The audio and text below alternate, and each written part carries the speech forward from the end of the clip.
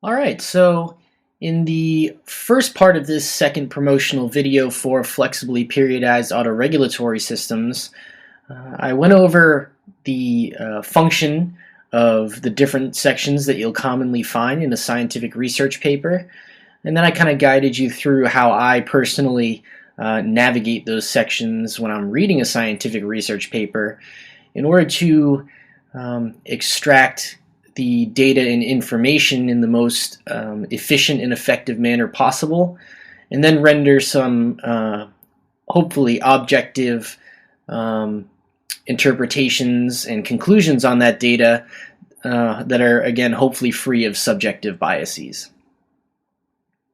So in this second part of the second promotional video for FPAS, I'm going to discuss three tangentially related topics. The first is how and where to find research articles that are relevant to whatever topic you're interested in. The second is a brief overview of different types of scientific research articles in terms of study design, specifically distinctions that are relevant to flexibly periodized autoregulatory systems. And then the third and final topic is a cursory overview of statistical analysis that you will run into commonly in scientific research papers, and again, particularly as it pertains to flexibly periodized autoregulatory systems.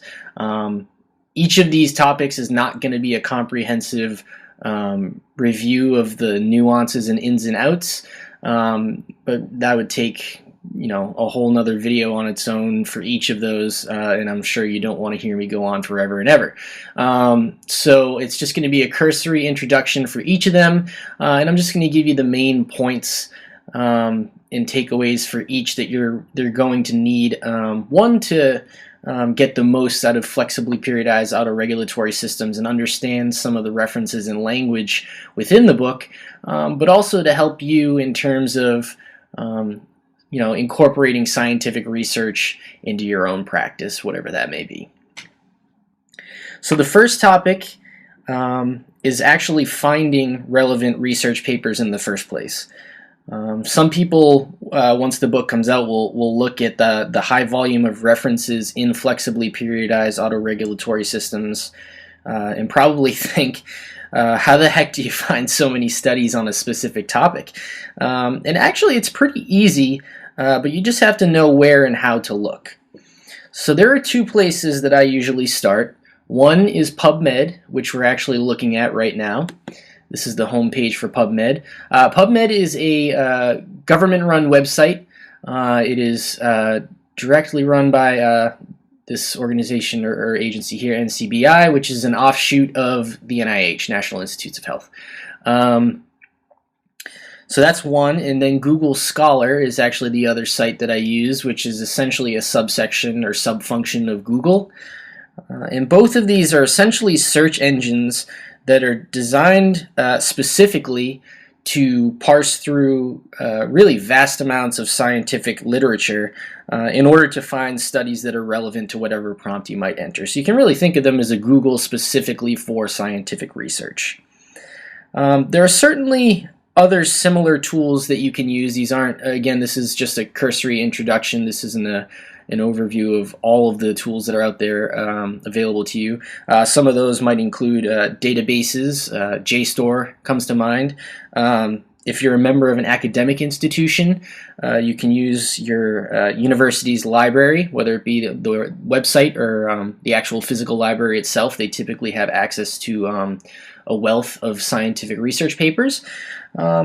But again, this is just kind of an introduction or a cursory overview. And these two resources, PubMed and Google Scholar, usually are sufficient to get me what I need. If not, there are a couple of alternative options, which I will also touch on. But these two are pretty good for first line of defense, so to speak. So all you really have to do for both PubMed and Google Scholar is enter a search term that you're interested in the search bar. and the search engine really does the rest of the work for you. So say we're interested in the relationship between training volume and muscular hypertrophy. So all we would do is enter a relevant search term, like so. And PubMed, and Google Scholar functions the same way, generates a results list of studies that it deems are relevant to whatever search term you put in. Now, just like a normal Google search, it's worth mentioning that not all of the studies that pop up will be directly relevant to what you're interested in. So the search engine essentially will, like this one right here, will just, ping back one word from the title that was in your search term, and it'll say, oh, this one's relevant, we're going to toss that on the list, when in fact it might not be of interest to you. So what you're going to really have to do is, one, look at the title to see if it might, be something that sounds like you'd want to, pursue it further. But really, more than that, you're going to want to click on the title, and it'll take you to the abstract. And as I mentioned in video part 1, the abstract gives you enough information so that you can make the determination whether it's something that you want to read the full text and invest time in that, or move on down the list and continue looking for studies that are probably better suited to what you're looking for. You also have the ability to narrow down your search using this toolbar on the left, and that'll make it easier for you to kind of filter through results and find the ones that are specifically of interest to you. So there are a couple of different ways you can narrow it down. You can narrow it down by publication date. So here, if you want to do it within the last 5 years, within the last 10 years, or make a custom range. We're going to talk about different types of research, study designs or articles a little bit later in this video, but here you can see you can narrow it down in that way. You have clinical trials, reviews, and you can do a custom search there as well. And some others, if you're only interested in human studies, you can do that. If you're interested in animal studies, you can do that as well. And so this is just a way to, again, narrow down your search and try and find the studies that would be of interest to you more efficiently. So once you find a paper or a couple of papers that are of interest to you, finding additional papers on the topic usually becomes significantly easier. As I mentioned previously, the introduction section of a paper usually includes references to past studies on the topic in question, and checking out the full citation and the reference list of the study can often lead you to additional papers that you'd be interested in. So if I go to this paper, oops, actually I want to go back. Yep, same paper, this is just the full text. It's a paper on progressive wave loading. And I go to the introduction section. You can see that there are numbers scattered throughout the introduction section, and if I hover my cursor over a number, a citation pops up. And so if I click on that, it'll take me to the references list. You can see that there, and it has the full citation there. A number of the citations will actually have a hyperlink at the end that'll take you to the PubMed page or a similar website that'll have the abstract or the full text. For ones that don't, like this one here, what you can do is essentially highlight and then copy and paste the title and use it in a PubMed search or a Google search or another search engine type website, and usually you'll be able to find it somewhere. So that's one area or one place where you can really find a number of relevant related studies, and that's the introduction section. The other major tool that you can use to help you find additional studies, again, once you've found one or a couple that you like, is right here on the right where my cursor is now, called Similar Articles in PubMed, and I believe Google Scholar actually has a similar function. But if we click on See All here, what PubMed does is it essentially generates a list of studies that it deems are related to the one that you were reading. Now, similar to the list generated when you search a term, not all of these are going to be directly relevant or of interest to you. So again, you're going to have to go through, look at the title, see if that sounds like something that you'd be interested in, give it a click, read the abstract, make a determination whether, yeah, this is something that I want to get the full text in, or, yeah, I kind of want to move on and keep going down the list to find something better. And also, this toolbar on the left is available to you for this list as well, where you can narrow down the search and try to make it a little bit easier for you to find ones that might be of interest to you. So, as you can see, or hopefully can see at this point anyway, using these two areas, once you find one or a couple of research papers that are relevant to you, it can really turn into kind of a chain reaction, so to speak, where finding one good paper or a couple of good papers on a topic can quickly lead you to a multitude of other quality papers. And that's really why I said that, you know, finding a number of papers on a topic is really not that difficult, assuming you can find that initial one or a couple. So the second thing I wanted to touch on is the different types of studies. There are really a large number of different types of study designs, and it can get really nuanced. And so, like I said, a complete discussion of all the different variations is well outside the scope of this video.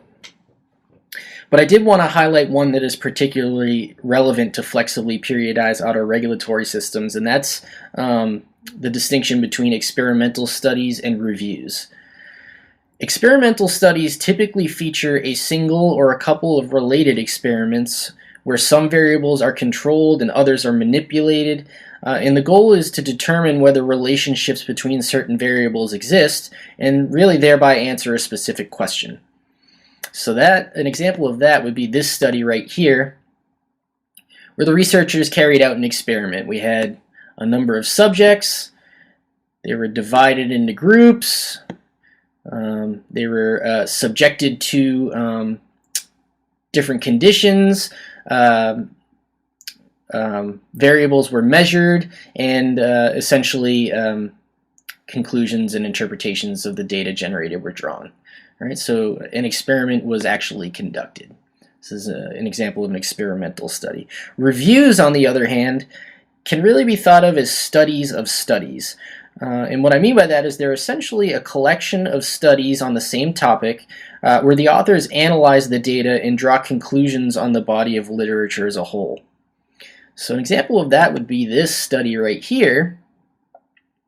You can see they took 18 studies on the same topic, which was essentially periodization and its effect on maximal strength. And they used all the data from those 18 studies to kind of give an idea of what the body of literature as a whole indicates. There are multiple types of reviews, but the one specifically that I want to highlight, again, because a nuanced discussion of all of them is really outside the scope of this video, but there is one that I want to highlight, and that's the difference between whether or not the review is a meta-analysis. So a meta-analysis is a review where all of the individual data points from all of the studies included are pooled together and analyzed as a single data set. And this is particularly useful for topics where the sample sizes or the magnitudes of effect of the individual studies are small. And this is actually the case for some physiological traits that strength and conditioning coaches and sports performance professionals are interested in developing in their athletes. And so you'll actually see meta-analyses quite often in studies on physical training and the development of certain physiological traits. So this study right here is a meta-analysis. We can see that from the title. And essentially what they did is they took these 18 studies, they took all of the data points from all the subjects in those 18 studies and they pooled them into one data set. And then they analyzed that single data set really because when you have individual data sets from the individual studies, and the sample sizes are small, and maybe the magnitudes of the effect sizes are small, it becomes more difficult to detect a significant difference or a significant result. When you pool all those studies together and make a much larger data set and really, I guess, kind of inflate the sample size, it becomes a lot easier to detect significant or meaningful effects or differences. And so that's really the utility of a meta-analysis. Reviews that aren't meta-analyses, on the other hand, they do this something similar. They essentially collect a number of studies on the same topic, but they treat each individual study as its own data set, and then they draw conclusions or interpretations on the body of research as a whole based on those individual data sets. Reviews in general offer the benefit of describing what a large portion of studies conducted on a topic have found, and that gives a better sense of the existence and or magnitude of relationships between variables than would an individual study on its own. The downside here, and this is particularly true of meta-analyses, because you're pooling all the data together in those, is that heterogeneity in study design can sometimes impair the ability to compare multiple studies on the same topic. So what I mean by that is slight differences in the design of studies on the same topic can affect the results of the studies, and that makes it difficult to directly compare them.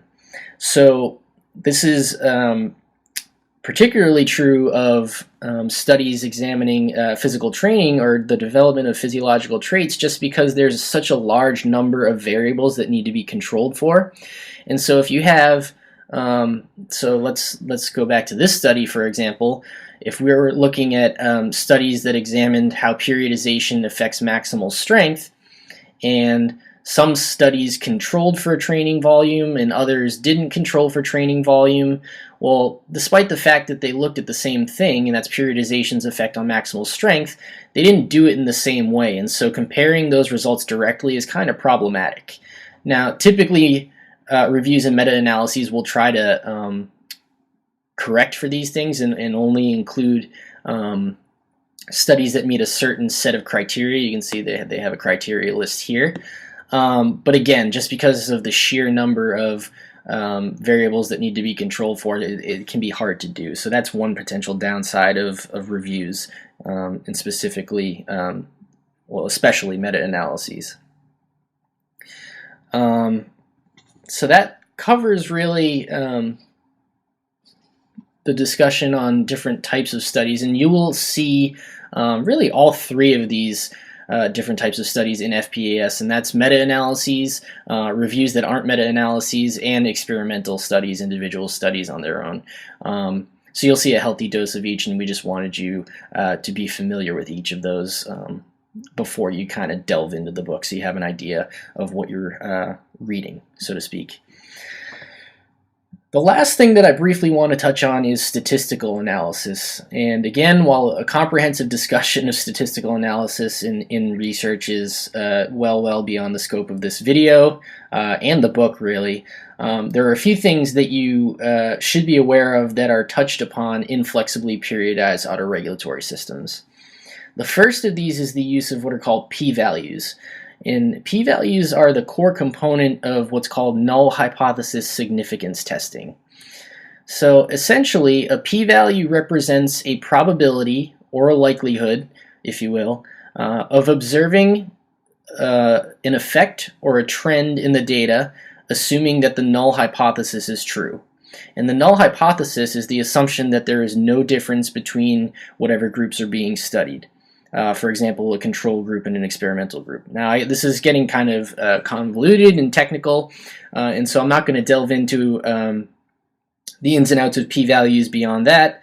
But what you should know about p-values is really two things. One, they're unfortunately very easy to misinterpret and misuse, as you might have been able to glean from that definition that I just gave you. So that's kind of one issue with p-values. The other issue with p-values, aside from the fact that they're often misunderstood and misinterpreted, is that they have essentially a setup where there's a binary cutoff that determines whether a result is statistically significant or statistically non-significant. So this isn't necessarily important for you to know, but the convention is that the p-value is set at 0.05, and any p-value above 0.05 is considered statistically non-significant, and any p-value below 0.05 is considered statistically significant. The problem with this kind of setup is that this doesn't always translate to a practically significant or a practically non-significant effect. The p-value, again, indicates the probability of observing the between groups differences, assuming a true null hypothesis and that the differences are due to chance or random error alone. But just because an observed effect is not likely, given that the null hypothesis is true and that it is due to random chance alone, doesn't mean that it will be practically meaningful. And again, this is kind of getting a little bit technical and convoluted, so I won't go into it any deeper than that. But what you should know is that because of this, p-values and null hypothesis significance testing in general don't really give any information on the magnitude of the effect. And even beyond that, because most treatments generate effects along a spectrum where subjects respond to various degrees, using a single cutoff point as the determination of whether a treatment is significant or not is kind of problematic. Those two things aren't really compatible. So in this way, because of these two things, the ability for p-values to inform practical approaches and philosophies is somewhat limited. And it's not that p-values are useless, it's just that for whatever reason, research has become over-reliant on p-values where researchers will only report p-values and they're chasing after statistically significant effects, and they're not really considering other ways to look at the data from a statistical perspective.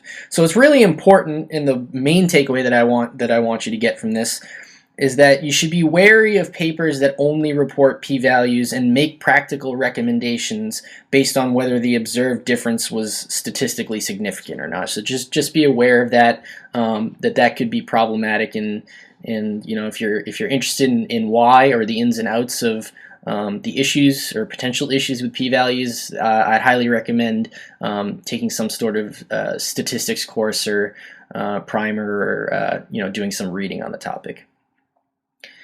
So to take this a little bit further, two best practice approaches that are kind of becoming more and more common to remedy this issue are to include what are called confidence intervals as well as what are called effect sizes.